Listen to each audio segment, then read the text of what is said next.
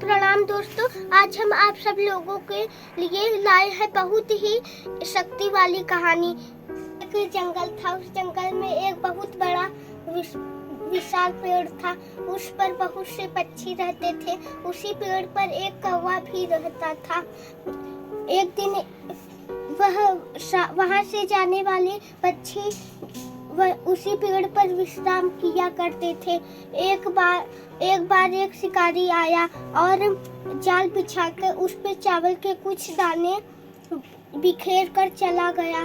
कुछ देर बाद वहां से एक कबूतरों का झुंड भोजन की तलाश में भटक रहे थे कि तभी उन्हें शिकारी के जाल के ऊपर चावल के दाने दिखाई दिए। वे उस बात से अनजान थे कि शिकारी ने यहाँ जाल बिछाया है, परंतु कौवे ने ये सब उसी पेड़ पर रहने वाला कौवे ने उस शिकारी का हरकत देख लिया था।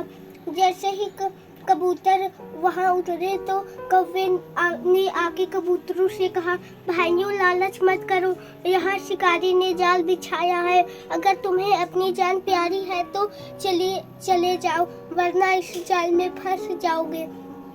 परंतु कबूतरों ने उसकी बात न मानी। कबूतरों का मुखिया का नाम चित्रगीव था।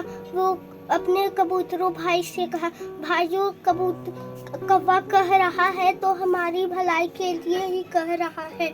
तुम सब तो चले जाओ, पर मैं नहीं जाऊंगा।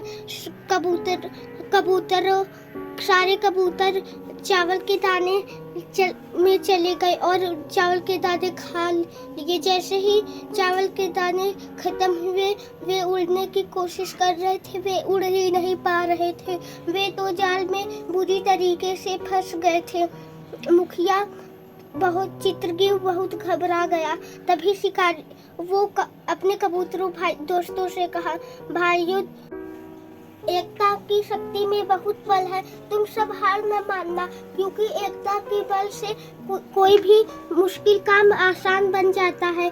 तो तुम सब उड़ के मेरे पीछे पीछे आओ। तभी शिकारी उन्हें पकड़ने के लिए दौड़ा, पर वे कबूतरों ने जाल लेकर उड़ गए और कबूतरों के चित्रगीव के पीछे उड़ने लगे। चित्रगीव उन कबूतरों को अपने पूर्व दिशा की ओर अपने दोस्त चूहे के पास ले गया। वे बिल में रहता था। चूहे ने चित्रगीव को अपने बिल का पता दिया था कि जब भी तुम्हें जरूरत हो मेरे पास आ सकते हो।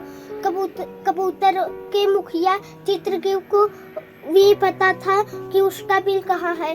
वे बहुत बार उससे मिल चुका था, इसलिए वह तुरंत उन पूरब दिशा की ओर उन कबूतरों को लेकर चला गया। उसका नाम एकता था। एक बार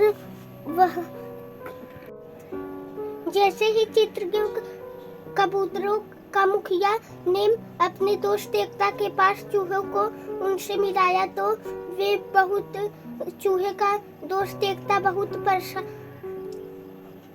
परेशान दिखाई दिया।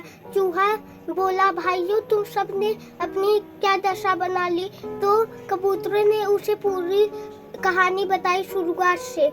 तो चूहे ने कहा, तुम सब घबराओ मत, मैं अभी इस जाल को काट देता हूँ, तुम सब जल्द ही आजाद हो जाओगे। चूहे के जाल काटते ही सारे कबूतर आजाद हो गए और उन्होंने चित्रगीव को धन्यवाद दिया और चूहे को भी। आज उन दोनों की मदद से दोनों सारे कबूतर बच गए थे। इस कहानी से क्या शिक्षा मिलती है दोस्तों, कमेंट करके जरूर बताना।